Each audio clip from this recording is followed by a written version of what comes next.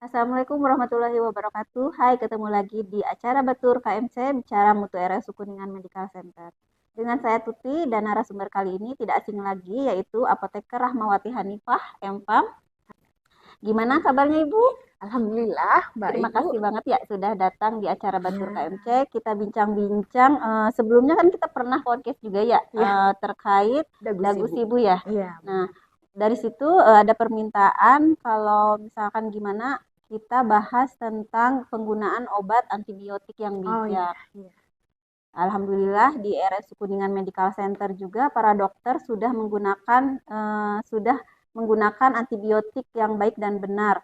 Terlihat dari angka IDO yang rendah di tahun 2023 kita tidak ada kejadian IDO. Kemudian di tahun ini mudah-mudahan tidak terjadi IDO. Nah, dari situ pada kesempatan ini kita akan bicara terkait tema bijak dalam menggunakan antibiotik. Untuk itu, apa sih pengertian dari antibiotik? Iya. Jadi baik lagi ke permintaan tadi ya, Ya, dalam bijak menggunakan antibiotik karena kita tahu bahwa antibiotik ini banyak yang digunakan tanpa sesuai aturan atau misalnya menggunakan antibiotik sembarangan. ya, Padahal kita tahu kalau antibiotik ini ya penggunaannya harus tepat kayak gitu ya. ya. Jadi kita balik lagi ke awal pengertian antibiotik ya. Jadi antibiotik itu golongan senyawa antimikroba yang berfungsi untuk menekan atau menghentikan proses biokimia dari mikroorganisme. Nah, dia untuk menghentikan suatu adanya infeksi bakteri gitu ya. Nah, itu. Nah, setiap golongan itu kan berbeda-beda ya. Mm-mm. Apa saja sih penggolongan antibiotik itu? Nah, ya, jadi antibiotik itu juga berbeda-beda. Jadi cara kerjanya juga berbeda-beda. Jadi untuk penggunaannya juga harus mengetahui jenis bakterinya atau jenis antimikrobanya, kemudian lokasinya atau mungkin tingkat keparahan infeksinya kayak gitu ya. Misalnya saya contohkan golongan penisilin misalnya ya, ada amoxicillin, kemudian ada ampicillin kayak gitu ya. Kemudian ada golongan cefalosporin, misalnya ceftriaxone, kemudian cefotaxime kayak gitu ya. Nah, itu juga berbeda-beda. Jadi tergantung tadi tergantung golongannya, tingkat kemarahan dan lokasinya kayak gitu. Untuk cara penggunaannya seperti apa? Nah, untuk cara penggunaannya juga ya harus tepat atau bijak ya. Jadi tidak boleh menggunakan dengan sembarangan kayak gitu ya. Jadi misalnya penggunaan antibiotik itu harus sesuai dengan resep dokter. Jadi jangan membeli antibiotik itu sembarangan kayak gitu ya. Kemudian tepat menggunakan antibiotik. Jadi bukan untuk semua infeksi. Kan infeksi itu ada virus, ada bakteri gitu ya. Ya. Jadi antibiotik ini nggak boleh digunakan untuk infeksi virus kayak gitu ya. Dia hanya boleh digunakan untuk infeksi bakteri kayak gitu ya. Kemudian penggunaan antibiotik juga harus dihabiskan. Jadi jangan sampai dia pun sudah merasa sembuh kayak gitu Ya. ya. Terus ya udahlah, saya tidak usah meneruskan lagi atau tidak usah dihabiskan. Nah, itu jangan sampai seperti itu. Kemudian jangan memberikan antibiotik ini kepada orang lain. Atau kalau misalnya, oh saya udah sembuh nih, misalnya gitu, teman saya sakit nih, saya kasih lagi antibiotik ini kayak gitu ya. Nah, itu jangan seperti itu. Berarti nanti di rumah ibu-ibu ya barangkali ada yang minum obat dari dokter tentang antibiotik, Hmm. terus ternyata ada sisa, berarti itu jangan disimpan ya. Iya, benar. Padahal seharusnya antibiotik itu dihabiskan. Dihabiskan, iya, Kadang benar kan sekali. terkadang suka ada juga nih anak-anak yang emang nggak mau minum obat lagi. Jadi Iya. ternyata itu ada sisa. Hmm. Jadi akhirnya suka dikasih lagi nanti untuk sakit kemudian. Ya, Berarti kalau kayak itu. gitu tidak boleh Tidak ya. boleh, ya. Apalagi anak-anak ya yang misalnya antibiotiknya kan biasanya dry syrup ya, Ya. yang dia misalnya ditambahkan dengan air, nah itu harus 7 hari harus dibuang. Jadi setelah 7 hari itu nggak boleh disimpan, apalagi nunggu sakitnya datang lagi kemudian diminum lagi, nah itu tidak boleh gitu ya. Baik. Mungkin untuk rute atau cara pemberian antibiotik juga kita perlu tahu ya Ah bagaimana. iya, oke. Jadi antibiotik itu kan macam-macamnya, Ya. ada yang dia diminum atau melalui oral kayak gitu ya. Nah, misalnya banyak ya ada cefadroxil, cefixim, amoxicillin kayak gitu ya. Kemudian ada juga yang dioles kayak gitu ya, yang dioles melalui kulit, lewat mata kayak gitu ya. Misalnya ada gentamicin salep, kemudian ada chloramphenicol salep, kemudian erlamisetin kayak gitu ya. Nah, itu juga ada kayak gitu.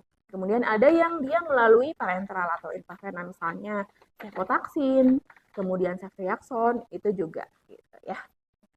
terkait aturan nih, Hmm. bagaimana aturan tentang penggunaan antibiotik itu sendiri? Nah, aturan penggunaan antibiotik itu sama dengan penggunaan obat yang tepat atau yang baik dan benar tadi ya. Ya, Misalnya penggunaan antibiotik itu diminumnya 3 kali sehari ya, misalnya kayak gitu ya. 3 kali sehari itu jangan sampai pagi, siang, malam. Kadang kita nggak tahu ketika pagi minum jam 9 pagi, kemudian siang itu jam 12 siang. Padahal jaraknya cuma 2 jam atau 3 jam kayak gitu ya. Jadi kita harus menentukan jamnya atau pukul berapa dia harus meminum obat. Misalnya meminum antibiotik jam 6 pagi misalnya. Kemudian nanti yang kedua atau siangnya itu minumnya jam 14 siang kayak gitu atau jam 2 siang. Kemudian minum lagi setelah 8 jam lagi, hmm, misalnya jam 22 atau pukul 10 malam kayak gitu. Kemudian kalau misalnya 2 kali sehari, misalnya dia minum itu jam 6 pagi, kemudian nanti minum lagi jam 18 atau pukul 6 sore kayak gitu. Kalau misalnya 1 kali sehari berarti dia 24 jam ya. Jadi misalnya jam 6 pagi, kemudian besok minum lagi jam 6 pagi lagi. Seperti itu. oh, ya baik.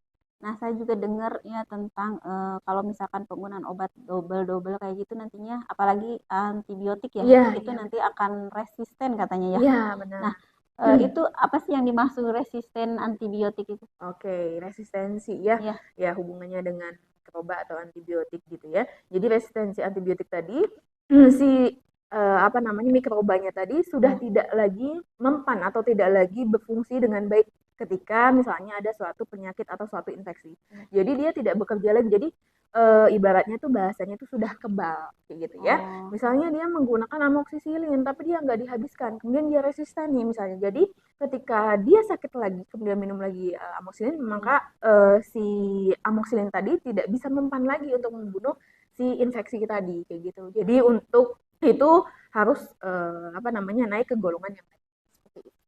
Sangat disayangkan ya. Iya benar, makanya ini antibiotik ini emang lagi tren ya. Ya. Jadi emang lagi pembahasan juga bahwa penggunaannya itu harus bijak kayak gitu.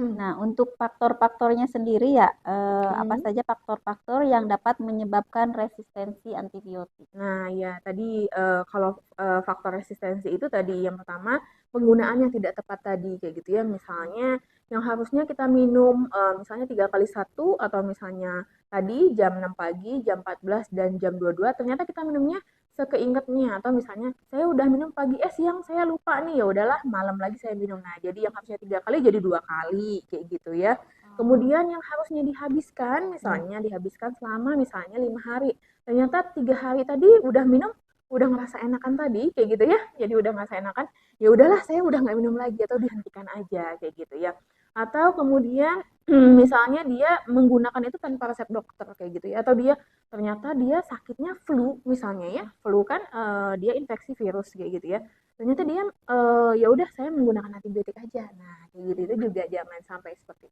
itu mungkin salah satu faktornya ya. Selain itu pasti ada akibatnya nih dari Iya, resistensi resistensi antibiotik antibiotik ya. itu. Oke. Nah, akibatnya itu yang pertama Ya, pasti biaya ya. Nah, biaya itu akan meningkat kayak gitu. Misal kita sakit yang harusnya kita butuh biaya berapa, misalnya kayak gitu ya. Karena tadi kita resisten, makanya biayanya akan meningkat atau ya. lebih mahal kayak gitu. Yang kedua bisa menyebabkan kematian kayak gitu ya. Jangan sampai misalnya mungkin ini kasus-kasusnya banyak yang misalnya di rumah sakit seperti Ya, itu ya. Makanya kalau di rumah sakit juga ada PPRA ya, ya. yang untuk pengendalian resistensi antibiotik atau antimikroba kayak gitu ya. Nah ini jangan sampai salah penggunaan atau tidak tepat atau tidak bijak tadi Ya. sehingga bisa menyebabkan kematian kayak gitu. Oke, selanjutnya kita selain itu ya, bagaimana cara pemberian obat antibiotik yang baik dan benar? Kan waktu podcast yang sebelumnya kita bagaimana penggunaan obat, Hmm. yaitu obat keseluruhan Hmm. yang baik dan benar. Nah, Hmm. sekarang khusus untuk obat antibiotik. Nah, untuk khusus untuk antibiotik sebenarnya ya mirip atau hampir Mirip. sama ya. Cuma kalau antibiotik itu ya emang harus dihabiskan kayak gitu ya. Kalau obat yang biasa itu ketika kita misalnya paracetamol untuk menurunkan panas, tapi kalau kita udah nggak panas ya udah dihentikan. Oh, kalau Berbeda udah dengan nggak ada antibiotik. gejala berarti Ya, ya. benar sekali. Tapi kalau untuk antibiotik ini, biarpun gejalanya sudah tidak ada atau misalnya udah merasa enakan ya tetap harus dihabiskan. Kemudian gunakan antibiotik sesuai dengan petunjuk dokter atau bisa mencari info kepada apoteker kayak gitu ya, jadi berkonsultasi ya. Kemudian yang ketiga itu membeli antibiotik dengan resep dokter ya, jadi nggak boleh sembarangan seperti itu. Oh, baik, Bu Ama, satu lagi pertanyaan boleh nggak? Boleh, boleh juga. Maaf ya, ini juga ada kita juga harus memperhatikan ya apa hal-hal yang perlu diperhatikan nih Ya, dalam ya, menggunakan antibiotik mm-mm. itu.